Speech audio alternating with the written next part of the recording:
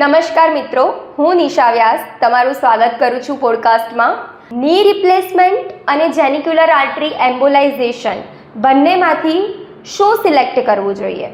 તો તમારા ઘરમાં કોઈને ઘૂંટણનો દુખાવો છે અને ઘરમાં એ ચર્ચા થતી હોય કે ઓપરેશનમાં જવું જોઈએ કે કોઈ પણ મોડર્ન ટ્રીટમેન્ટનો ઓપ્શન સિલેક્ટ કરવો જોઈએ અને એના વિશેની ઉલઝન હોય તો આ એપિસોડ અવશ્ય જોજો. ડૉક્ટર પ્રતીક્ષા, જણાવો કે ની રિપ્લેસમેન્ટ એ શું છે? બેઝિકલી ની રિપ્લેસમેન્ટ શું હોય કે તમારો જે ઘસારો છે, બે બોન વચ્ચે જે કાર્ટિલેજ છે એ over the period of time ઘસાય છે. પછી એ ઘસારો ધીરે ધીરે એટલો વધી જાય છે કે બંને બોન છે એ એકબીજાની નજીક ટચ થઈ જાય છે, રાઈટ? તો ની રિપ્લેસમેન્ટ શું કરશે? આ જે બંને બોન વચ્ચે સ્પેસ નથી, એ બંને બોન વચ્ચે સ્પેસ જે ગાદી છે, કાર્ટિલેજ નથી, એને આપણે આર્ટિફિશિયલ કાર્ટિલેજથી રિપ્લેસ કરશું. જે આખો જોઈન્ટ છે એ બોન, ઉપરના બોન થોડું કટ કરી, નીચેનું બોન થોડું કટ કરી અને વચ્ચેનું કાર્ટિલેજ છે એ રિમૂવ કરી, જે બચેલું ઓરેલ્સ ડેમેજ કાર્ટિલેજ છે રિમૂવ કરી અને નવો જ આખો બોન, મેટલના બોન ઓરેલ્સ કોઈ પણ મેટલ હોઈ શકે એના બોન અને વચ્ચે આર્ટિફિશિયલ કાર્ટિલેજ છે એ ત્યાં હોય, એ આખો જોઈન્ટ છે ત્યાં પ્લેસ કરી દે. તો ideal that is a replacement, કે તમારું જે આખો જોઈન્ટ છે એ રિમૂવ કરી અને બીજો આર્ટિફિશિયલ જોઈન્ટ છે એ ત્યાં પ્લેસ કરી દે. That is the knee replacement. અને જેનિક્યુલર આર્ટરી એમ્બોલાઇઝેશન એ શું છે? Genicular artery embolization on the other hand is totally different thing. એમાં કોઈ પણ કટ નથી, કોઈ સૂચર નથી, નોન સર્જિકલ ટેકનિક છે. જ્યારે રિપ્લેસમેન્ટ ઇઝ કે આખું જ તમારું જોઈન્ટ કટ કરીને સાઈડ પર મૂકવાનું છે. જેનિક્યુલર આર્ટરી એમ્બોલાઇઝેશન એ બેઝિકલી એમાં એન્જિયોગ્રાફી થઈ અને એમાં પાર્ટિકલ્સ ઇન્જેક્ટ થાય છે કે જે લિક્વિડ ફોર્મમાં હોય છે. તો એ જે પાર્ટિકલ્સ છે કે જ્યાં ઘસારો છે, બંને બોનની વચ્ચે જે કાર્ટિલેજ છે ત્યાં ઇન્ફ્લામેશન છે, તો ઇન્ફ્લામેશન છે એ રિમૂવ કરી દેશે, રિડ્યુસ કરી દેશે, કે જેના લીધે ઘસારો આગળ વધે નહીં અને ઘસારાની તીવ્રતા બંધ થઈ જાય, કે ઇવેન્ચ્યુઅલી પેશન્ટને પેઇનમાંથી રિલીફ મળે.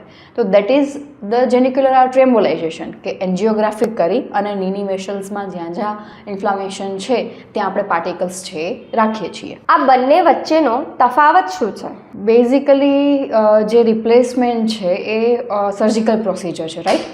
જીઆઈ છે that is non surgical technique. રિપ્લેસમેન્ટમાં ઘણા બધા મસલ કટ થશે, ફેશિયા કટ થશે, બોન કટ થશે, સૂચર્સ આવશે.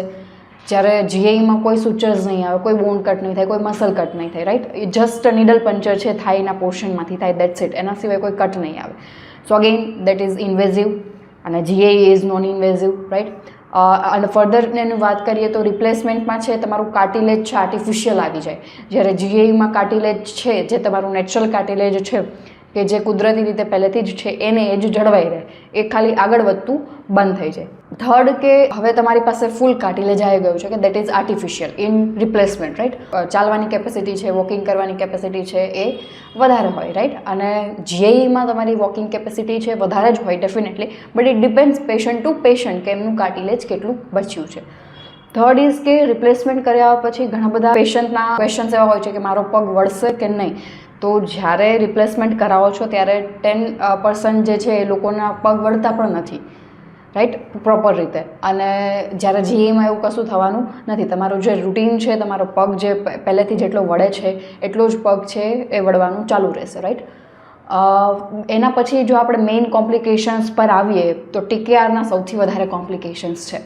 ઓન ધ અધર હેન્ડ જીઆઈના કોઈ પણ કોમ્પ્લિકેશન્સ નથી. ટીકેઆરના કોમ્પ્લિકેશન્સમાં infection is the most common complications, કે ઘણા બધા પેશન્ટને, એવા પણ પેશન્ટ મેં જોયા છે કે જેને ઇન્ફેક્શન એટલું સિવિયર થઈ જાય કે 3 વખત સાંધો ખોલાવવો પડે છે અને ઇવેન્ચ્યુઅલી પગ પણ કપાવવો પડે, એવા ઘણા બધા પેશન્ટ્સ છે. તો એવા બધા કોમ્પ્લિકેશન્સના ચાન્સીસ પણ રહેતા હોય.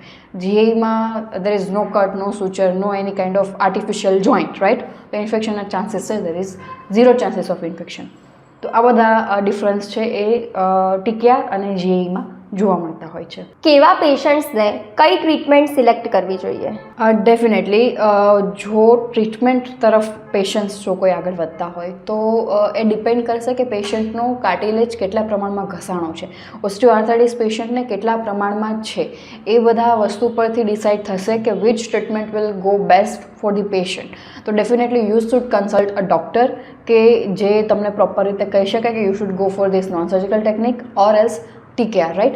અહીંયા અમે બેન્કર્સ વાસ્ક્યુલર હોસ્પિટલમાં પ્રોપર એડવાઇસ આપીએ છીએ કોઈ પણ પેશન્ટને if TKR is giving better result તો we never fail to suggest the TKR, અને ઇફ પેશન્ટને જો GAE કરવું હોય તો GAE પણ અમે કરી આપતા હોઈએ છીએ, અને GAE પણ જો પેશન્ટને સારા રિઝલ્ટ આપે તો એ અકોર્ડિંગ અમે સજેસ્ટ કરતા હોઈએ છીએ. તો જો તમને પણ કન્ફ્યુઝન હોય કે TKRમાં જવું કે GAEમાં જવું, એટલે કે ટોટલ ની રિપ્લેસમેન્ટ કરાવવું કે જેનિક્યુલર આર્ટરી એમ્બોલાઇઝેશન તરફ આગળ વધવું, તો અવશ્ય બેન્કર્સ વાસ્ક્યુલર સેન્ટરમાં કન્સલ્ટ કરો.